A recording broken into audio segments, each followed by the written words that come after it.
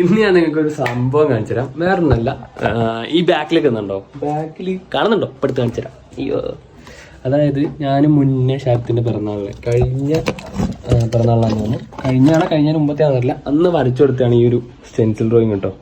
ഇത് normally pen വെച്ചിട്ട് നമ്മൾ വരയ്ക്കുന്നതാണ്. കാരണം അന്ന് ഞാൻ ഇത്രയൊക്കെ വരയ്ക്കുന്നുണ്ടായിരുന്നുള്ളൂ സംഭവം.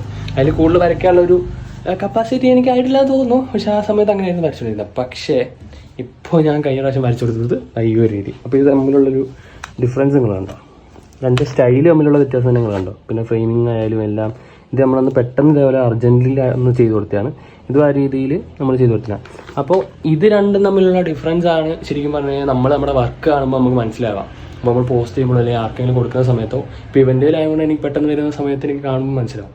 അപ്പോൾ ഇതേപോലെയുള്ള ഡിഫറൻസ് വന്നിട്ടുണ്ട്. അപ്പോൾ ഞാൻ ഇമ്പ്രൂവ് ആയെന്ന് എനിക്കൊരു തോന്നലുണ്ട്. അപ്പോൾ നിങ്ങളൊരു ആർട്ടിസ്റ്റാണ് അല്ലെങ്കിൽ എന്തെങ്കിലും ചെയ്യാൻ വേണ്ടി ശ്രമിക്കുന്ന ഒരാളാണെന്ന് ഇതേപോലെ കണ്ടിന്യൂസ്ലി നമ്മൾ ശ്രമിച്ചാൽ എന്തെങ്കിലും ഒന്ന് പോസിബിളായിട്ട് നടക്കുള്ളൂ. അപ്പോൾ അതിന് നിങ്ങൾ ശ്രമിച്ചുകൊണ്ടിരിക്കുക. പിന്നെ വിഷ്ണു ബ്രോ ചോദിച്ചിട്ടുണ്ടായിരുന്നു, കമൻറ്റ് ചോദിച്ചിട്ടുണ്ടായിരുന്നു എന്തെങ്കിലും കോൾഡ് ആണോ എന്ന്. സംഭവം ശരിയാണ്, സൗണ്ടൊക്കെ ഒന്ന് ഡള്ളായിട്ടുണ്ട്.